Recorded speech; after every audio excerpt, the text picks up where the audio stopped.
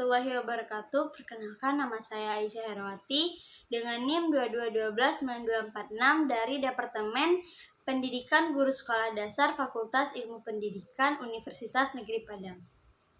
Baiklah, pada kesempatan ini saya akan membacakan dongeng yang berjudul Misteri Batu Terbelah dari Aceh, guna memenuhi salah satu tugas dari teori dan apresiasi sastra anak, dengan dosen pengampu Bapak Muhammad Habibi, SPD MPD. Selanjutnya, mari saksikan video dongeng yang berjudul Misteri Batu Terbelah yang akan saya bawakan. Assalamualaikum anak-anak Ibu. Waalaikumsalam, Bu. Gimana kabar anak Ibu hari ini? Sehat? Sehat, Bu. Tadi sebelum berangkat ke sekolah, anak-anak Ibu sarapan apa? Mie goreng, Bu. Ayam, Wah, Bu. enak ya, ayam. Wah, yang lain? Jengkol. Jengkol. Wah, bagus ya. Jadi hari ini anak-anak Ibu apa udah tahu materi kita hari ini? Belum, Bu. Belum ada yang tahu? Ya, kita akan membacakan dongeng. Ibu akan membacakan dongeng buat anak-anak Ibu. Ada yang tahu dongeng yang Ibu akan bacakan? Tidak. Kecil, Bu. Tidak. Oke, Ibu akan beritahu ke anak-anak Ibu dongeng yang akan Ibu bacakan. Sebelumnya anak-anak Ibu udah pernah mendengar dongeng? Udah. Dari Bu. siapa? Dari orang tua, Bu. Dongeng apa itu? Kancil. Wah, bagus. Nah, anak-anak, Ibu akan membacakan dongeng cerita Misteri Batu Terbelah. Sebelum Ibu membacakan cerita Misteri Batu Terbelah, Ibu minta anak-anak Ibu untuk mengamati Ibu dan memberi pesan moralnya setelah Ibu membacakan dongeng. Baik, Bu. Baik. Dahulu, sebelum menjadi tempat wisata, tempat ini adalah hutan belantara. Di hutan ini tinggallah suatu keluarga yang kurang mampu. Sebagai kepala keluarga, ayah biasanya berburu ke hutan untuk mencukupi kebutuhan keluarganya. Suatu hari, ayah pergi ke hutan untuk berburu. Tidak lama ayah berjalan, ayah melihat kancil. Dan ayah menyiapkan senapannya untuk menembak si kancil. Dan tembakan itu lolos. Lolos lagi. Susah sekali sih untuk mendapatkan hewan purba. Aku sudah lapar. Gagal lagi makan daging untuk membawa pulang. Sang suami pemburu payah untuk membantu keluarga. Sang istri pun ikut untuk bekerja. Ia bercocok tanam di kebun dekat rumah. Syukurlah umbinya tumbuh dengan baik. Keluarga itu memiliki 2 anak laki-laki. Mereka adalah anak-anak yang rajin. Kak, aku mendapat ikan besar, Kak. Tunggu, Dik, biar kakak bantu. Bisa. Ayo, Kak. Yeay, berhasil, ujar si adik dan si kakak.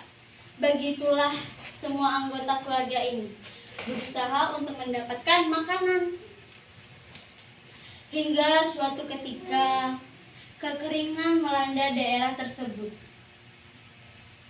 Mengapa kekeringan harus menimpa tempat ini? Kenapa tidak tempat lain saja? Kacau, sungguh menakutkan, ujar si ayah. 2 anaknya masih tertidur pulas. Hei, bangun! Bantu ayah mencari belalang, ujar si ayah. Si anaknya baru bangun. Ya, jangan terlalu keras kepada mereka. Mereka kan masih anak-anak. Justru mereka masih anak-anak, kita harus keras supaya mereka kuat. Siang itu mereka berburu belalang di hutan. Si adik pun mendapatkan 1 belalang.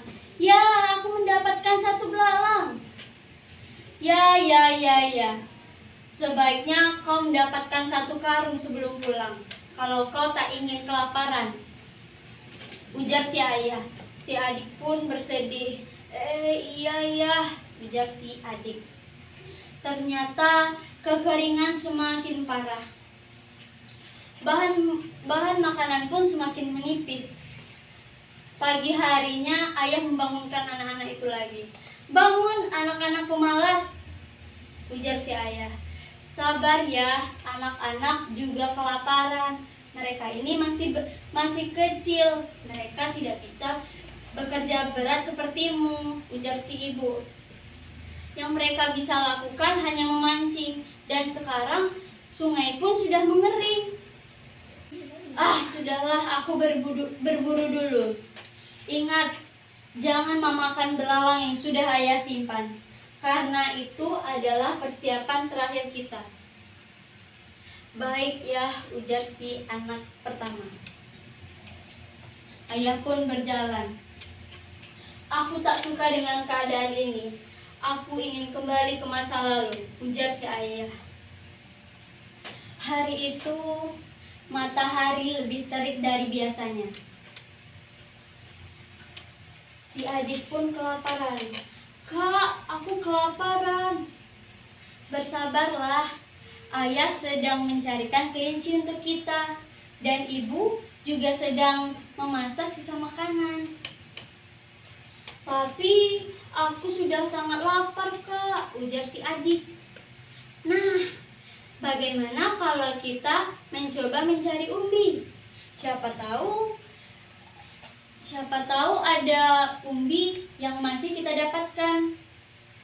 Adik pun mengeluh. Baiklah." Kedua bersaudara itu pun berusaha untuk mencari umbi di lahan mereka yang sudah mengering. "Tidak ada, Kak. Aku capek," ujar si adik. "Malahan tambah lapar." "Maaf ya, Dik," ujar kakak. "Ternyata emang sudah habis tak tersisa. Aku makan belalang saja." "Hei, kemana, Dik? Tunggu dulu," ujar si kakak. Sang adik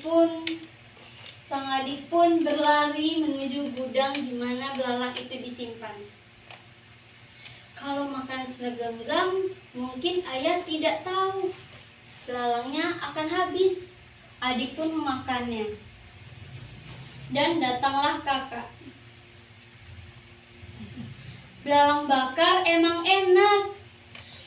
Kakak pun kecapean. "Adik, apa yang kamu lakukan? Kamu makan belalang?" "Cuman sedikit kok, Kak," ujar adik.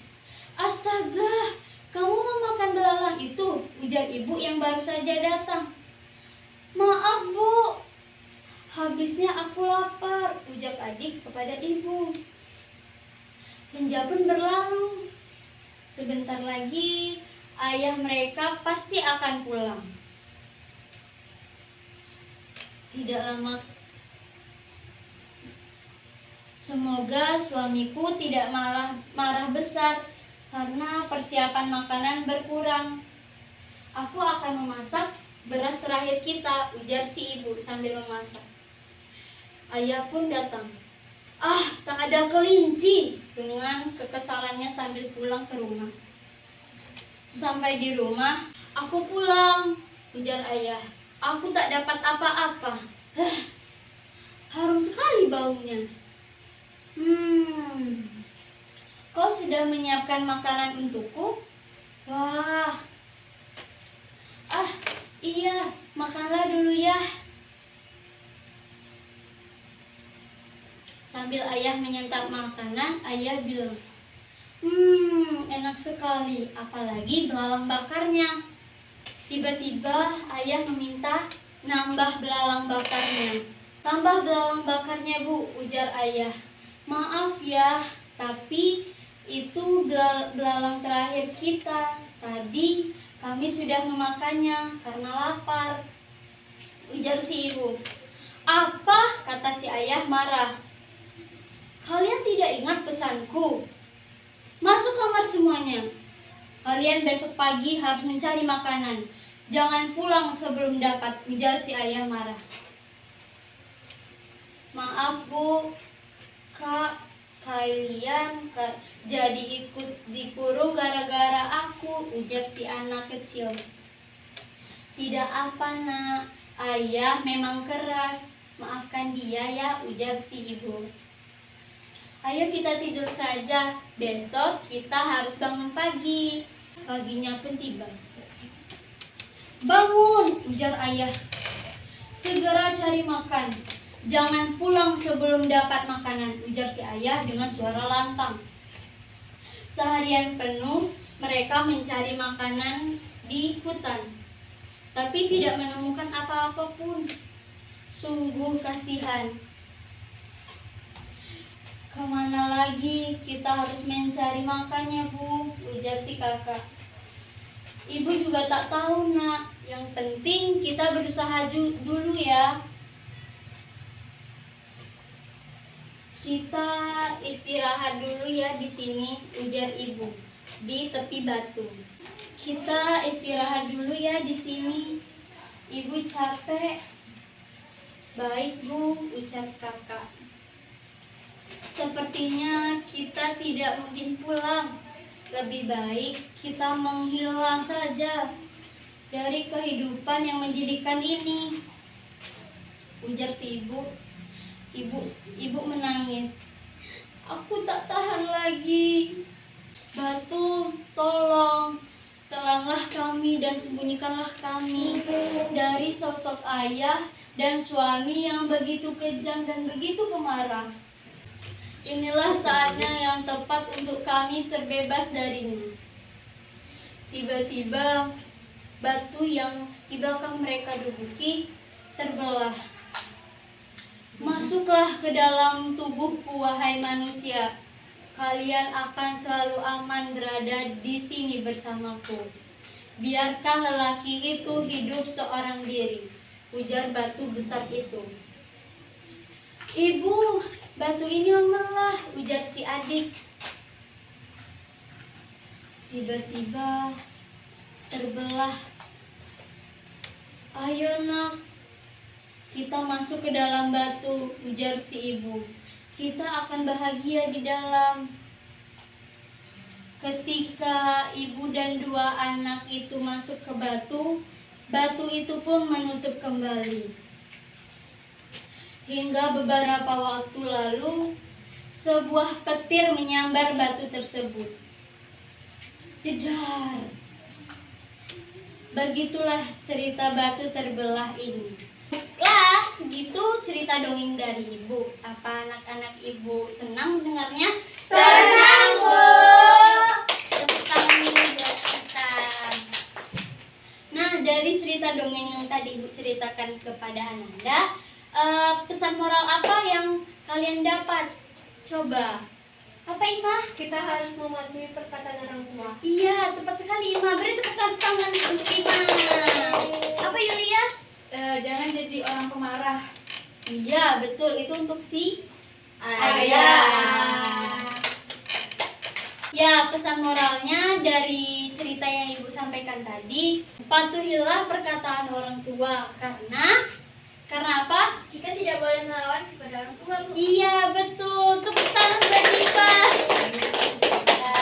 Oke, sebelum kita menutup cerita Ibu tadi dan mengakhiri pembelajaran kita, gimana kalau kita menyanyikan Pu Ame Ame?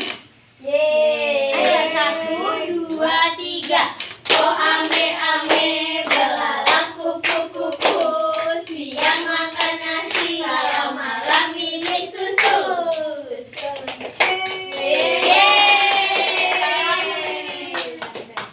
Sekian, terima kasih. Assalamualaikum warahmatullahi wabarakatuh. Sekian tugas mendongeng dari saya. Kok saya sih? Maaf. Sekian tugas mendongeng dari saya. Maaf jika ada salah kata dan kekurangan dalam tugas saya. Saya ucapkan terima kasih. Assalamualaikum warahmatullahi wabarakatuh.